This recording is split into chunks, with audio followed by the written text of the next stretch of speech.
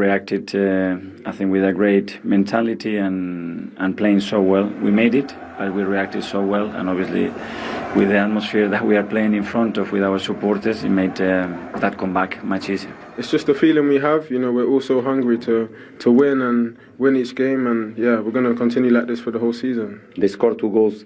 One really lucky goal with a deflection, and after the second goal, they didn't know how they scored that goal. Bad luck for us clear this evening. I hope the way we are working, that luck will come in soon, because we will work to get it.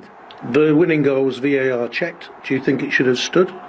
I was arguing with the referee, but I just saw the goal, and yeah, it was my mistake. It's clean goal, and the referee give the goal. It's Saves us doing the analysis on that one. The first time this season that Arsenal have been behind, Ian, and well, Fulham played excellently. That's worth stating that for a start. But it was a really good comeback from Arsenal, and I think Arteta talked about their mindset and how strong they are, and I think it was epitomised by Martin Odegaard, Absolutely, their captain, wasn't it? Yeah, the captain led by example today, pressing, he's passing.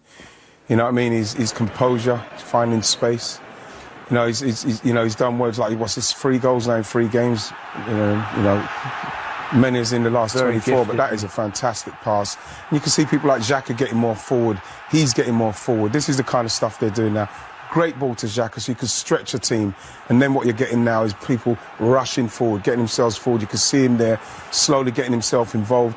Once he gets on the edge of the box, it's that pass there, the quality pass.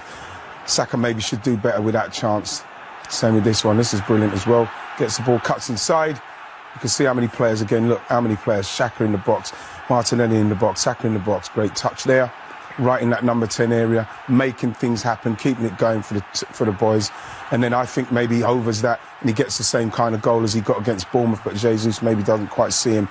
This is when it was 1-0, closing down, winning the ball back, and then into areas. Passing the ball into areas where you can go and hurt them, go and hurt the opposition. And that's what he was doing again today, and this is the goal.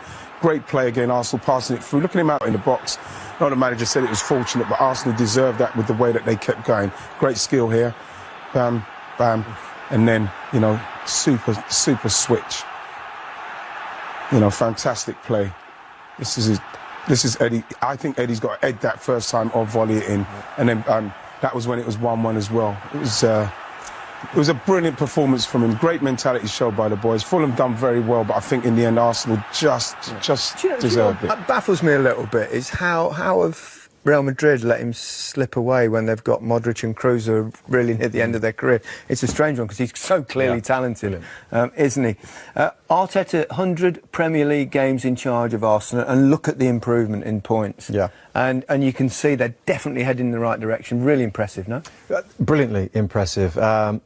I hate to say it, but they're happy again. Don't hate, baby. The fans are happy again. Yeah. The fans should be happy. They've been through a lot of stuff, I think, over the last couple of years. Yep. And when I say they're happy, that is down to Mikel Arteta. It's down to what he's created, the culture at the football club. He's made some big decisions, getting rid of people like Aubameyang. And bringing through the young players as well.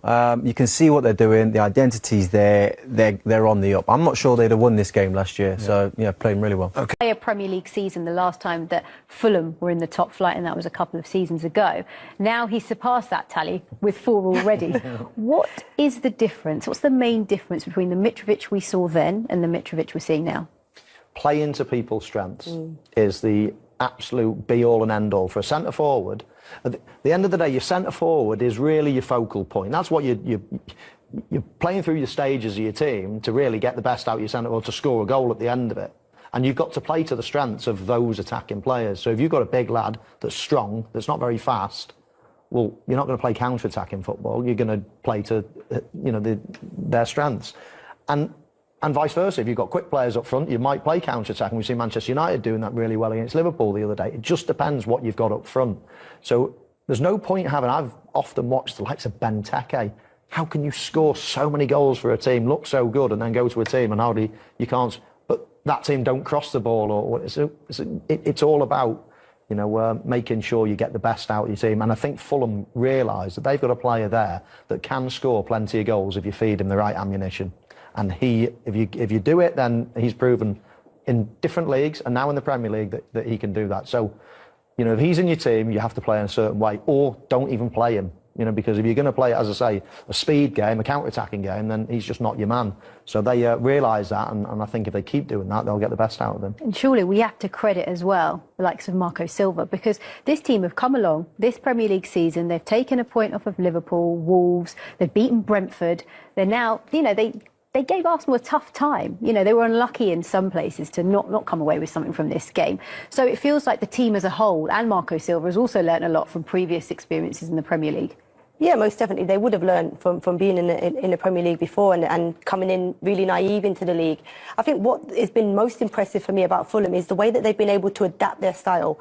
And whether that be starting against Liverpool and not playing out of the back, from the back, knowing that Liverpool can play with a high press. They then go to Brentford and they play out. And you see them today mix it up at times. When Arsenal sat off, because Arsenal can press, and they've showed that this year, they played out. When Arsenal had, players a little bit higher, they went long. So they were just mixing up the game. It makes it hard for opposition.